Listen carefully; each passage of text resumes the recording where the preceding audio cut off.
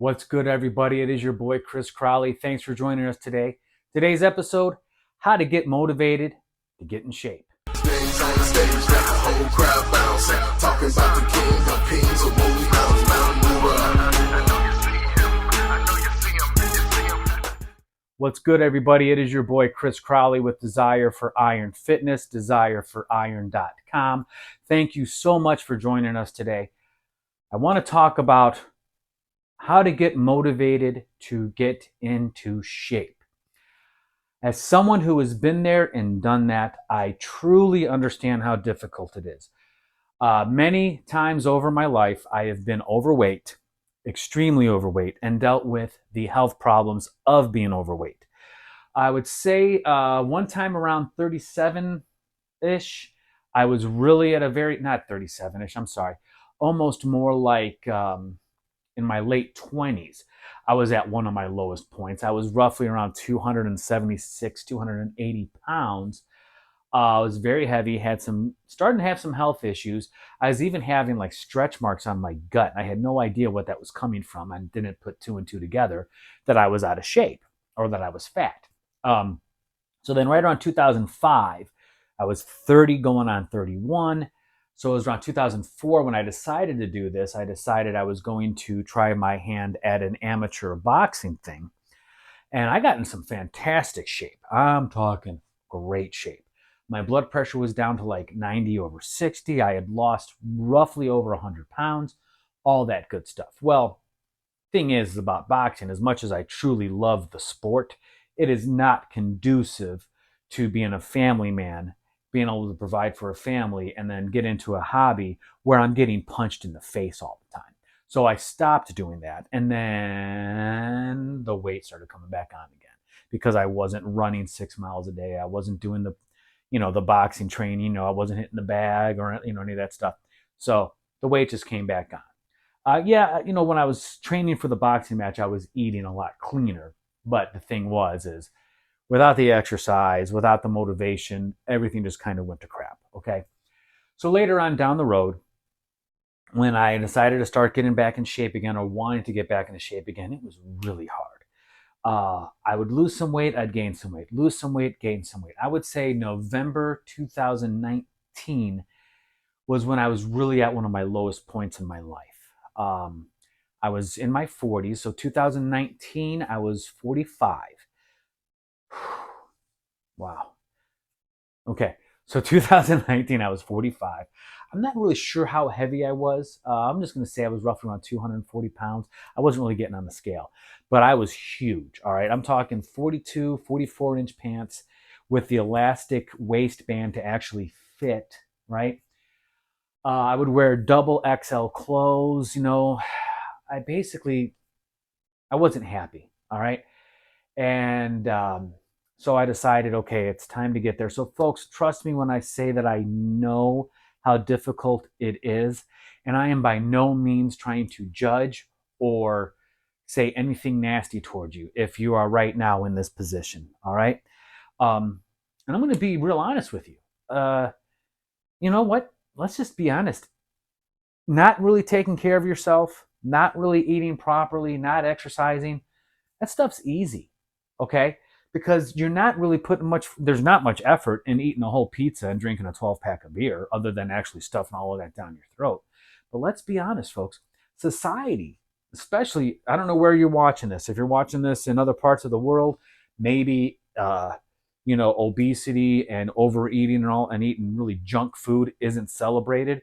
But here in the United States, holy cow, everything is about just, body positivity and eating some of the most crappiest foods you can possibly have. Go to any one of your county fairs and they have deep fried like pastries, okay? Deep fried candy bars, all these other things. So, it's not less than mediocrity. I mean, literally going down to the bottom of nastiness and just being completely out of shape and being really overweight and being very unhealthy for some reason is embraced in today's society. I mean, for goodness sakes, Hollywood has people that are wearing like string bikinis and are daggone super overweight, and we're supposed to be told that that's the new healthy. Whether it's beautiful or not, hey, there's a daggone lid to every pot. What floats your boat, floats your boat. But to say it's healthy is just dangerous and dumb. All right. So I recognize, however, that it is easy to not work hard to get into shape. All right. I recognize that it's easy to just go along with the rest of society and say, forget about it. This is going to be my life now. But the problem with that is that you're going to encounter much more problems being unhealthy than the effort it's going to take to be healthy. All right. Let me repeat that. You're going to deal with a lot more problems that are going to come with being unhealthy than with the effort it's going to take to get healthy. All right. Myself, cholesterol pills, high blood pressure pills. My A1C was just right there at type 2 diabetes, the preventable kind. All right. Because I wasn't taking care of myself. So, thankfully, and I will sing this man's praises till the day I die, Dr. Dia El-Duri, who I haven't seen the guy in probably 2 years, but he was one of the few doctors that I met that cared about the patient and not about the symptoms. And this is not to take anything away from anybody working in the medical profession. They are smart people, they care for people and everything else. But the way we have started practicing medicine in the United States over the past, I don't know how long, it's more so of, well, I can prescribe you this, I can prescribe you this, I can prescribe you this, I can prescribe you this. And I think that has something to do with the fact that our society in America, we're a consumerist society. We want quick results right now. We'd rather pop a pill. And so, hey, I'll give you what you want, right? So now, recognize it's not easy. Like I said, society embraces this. But what I want to tell you is this. What I want you to recognize, you are a creation of God. God created you. Think about, just for a second, let's look at just one cell organism and look at how awesome that creation is. Okay? You got all the mitochondria, all of these different things that I can't even pronounce. But I know that it's awesome, that I know it's God's creation. And then I know God also took his time, all right, even though it took my mom and dad to like each other for, 45 seconds or so, for me to come into the world, all right? But I was, as it says in the book of Job, before I formed you in the womb, I knew you, okay? God created you. God doesn't create nasty. Okay? God creates perfectness. All right? And before anyone gets there and says, okay, well, how do you explain folks that might not have the same physical abilities as you and everything else? Don't know. Don't know. God has a reason for everything. But what I'm going to tell you is this. As one of God's creations, a physical creation here, you have two things that go with you everywhere you go. Your body and your soul. Your body is temporary. Your soul is forever. I understand that what I'm walking around in right now is prepackaged worm food. I get that. I don't like the idea that that's happening, but I get that. And I know that my soul has two destinies. Well, three. All right. So I know that the last four things, death, judgment, heaven, or hell. I get that. So taking care of my soul is a heck of a lot more important than taking care of my body. But taking care of my body is still important because it is a creation of God. All right. And then, well, where's the third place? I'm Catholic. Purgatory. Look it up. All right. So now, so there's a thing. I take care of my body. I take care of my soul because it is my obligation, considering this is the creation that God gave me when he made me. These are the two things that are going to follow me everywhere. I can have the nicest house. I can have the nicest cars. None of that means a darn thing if I'm not taking care of this and my soul. All right. Next, when you're embarking on your journey, you have to recognize you aren't going to see the results you want to see as quickly as you'd like to see them. I know we see it on social media, we see it on TV and all of this stuff, where some guy lost like an exorbitant amount of weight in just a month and stuff like that. Individual results may vary. That's one of the little captions that they put right there. All right. And frankly, losing weight too fast, it might not necessarily be good. depending upon what's happening, right? Don't worry about that. I recently read a book by Evan Carmichael titled Momentum. I'll put a link in the description. I highly recommend buying it. Granted, the book is meant for like uh, entrepreneurs and the like, but a lot of his advice applies to just about anything. And one of the things that he says, be patient with the results, but be impatient with yourself.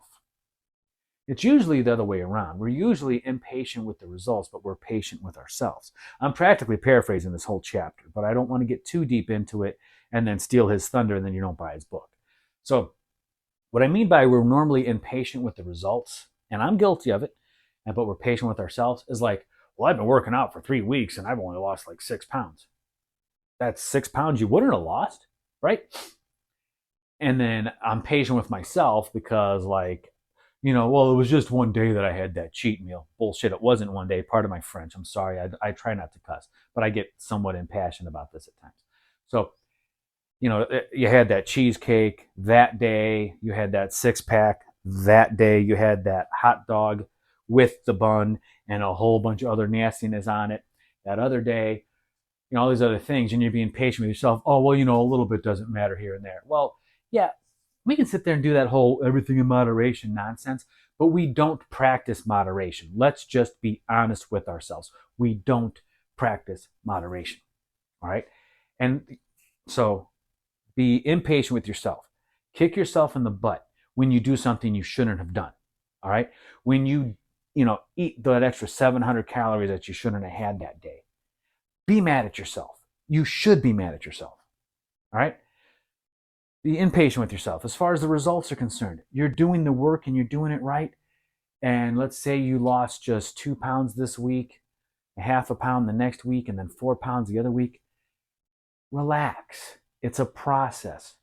It's going to take its time.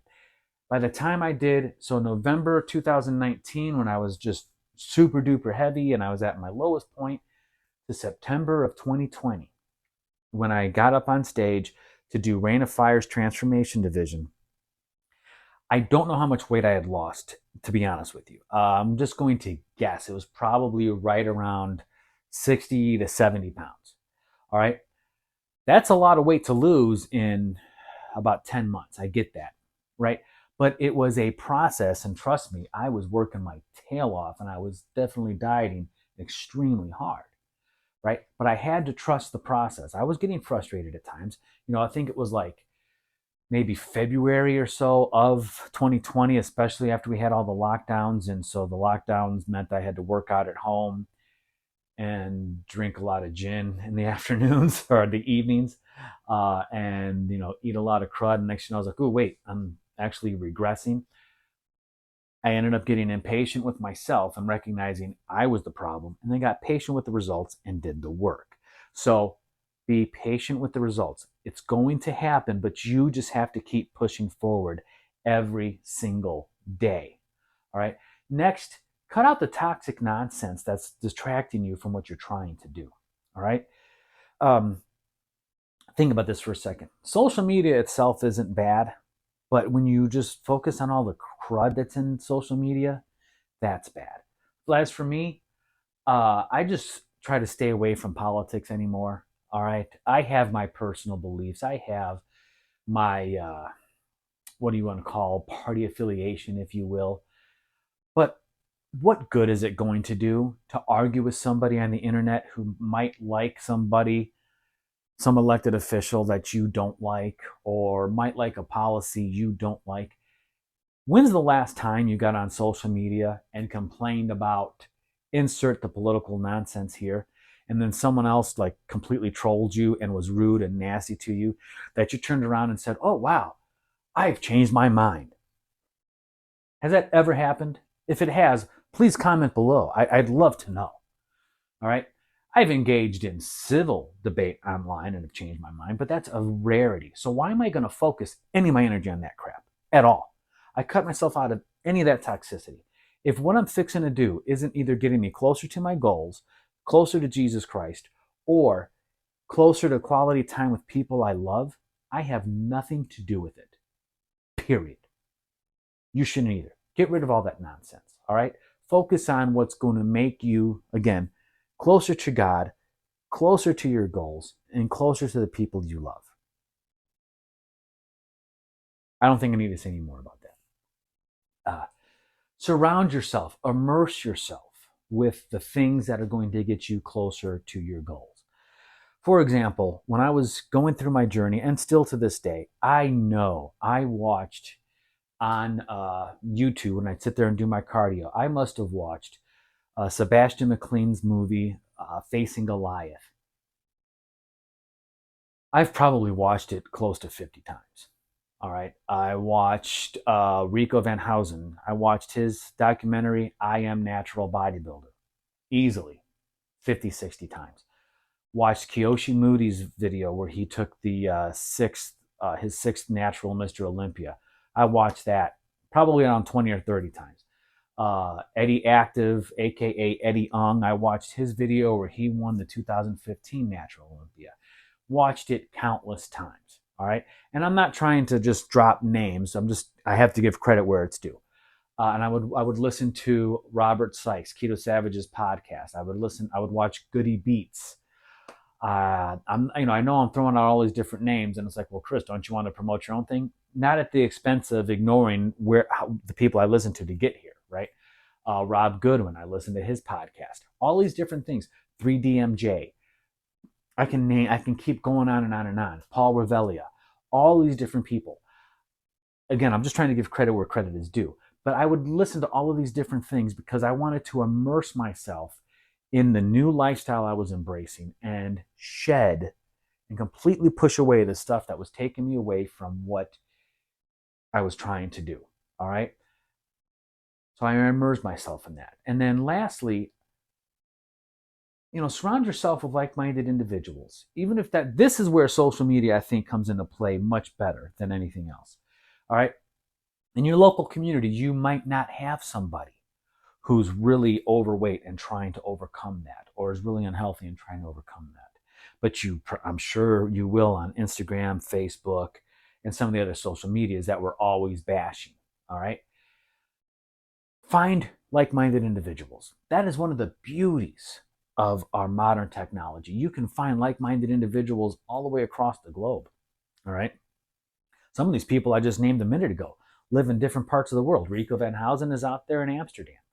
I follow him on Instagram. We talk sometimes. Great dude. Eddie Active, aka Eddie Young. He's out in Australia, for goodness sakes. You follow him. You get inspired. You get motivated. All right. Nothing wrong with that. You follow people. You immerse yourself in the things that get you motivated. All right. I'm not saying live vicariously through these other people. I'm saying draw inspiration and motivation from these people. And next thing you know, you are the person that other people look to for inspiration, for motivation. It's a beautiful thing. Look, folks, we are on this planet just for a short period of time. And there's so much we can share with the world that if we get rid of the stupidity and the negativity and just focus on things that bring us closer to Jesus and things that bring us closer to our goals and things that bring us closer to loving one another. Boom. Done. It's great. It's great. So again, to summarize, I recognize that it's a lot easier to not try to focus on getting in shape. But the problem with that is you are going to have more problems being out of shape and being unhealthy than the work that it's going to take to get you where you need to be. And I'm talking from experience. All right. Also, remember you are a creation of God, and so I believe you're obligated to take care of yourself. I'm not saying you necessarily have to get down to like 3 or 4% body fat, but you really do need to be healthy. All right. Also, be patient with yourself. It's going to take some time. Cut out all the toxicity stuff that's just going to get you away from your goal. There's only 24 hours in a day, so why focus any minute on that stuff, on things that just suck? All right. You're going to have enough problems in the real world as it is. There's no need to add to it with stupidity that just isn't necessary. And lastly, surround yourself, immerse yourself with the things that are going to get you closer to your goals. That might mean reaching out into the community on Facebook and on Instagram. podcasts, all those different things, to just immerse yourself into it and make it part of you, make it part of your day. Folks, thank you so much for watching this. Be sure to like this video. Be sure to comment below. Be sure to subscribe to this channel. Hit that notification so you know when other videos are coming up. Last but not least, I would love and be honored to be a part of your fitness journey. Desire 10 at checkout, desireforiron.com. I'm also going to leave a link in the description where you can download my free manifesto that I outline the steps and the recipe for success, which is definitely a lot more than what I just put here on my dry erase board to read off of. And I'd love to be a part of your fitness journey, folks. I love you. Have a beautiful day. Names on the stage, got the whole crowd bouncing. Talking about the king of kings, a movie mountain mover.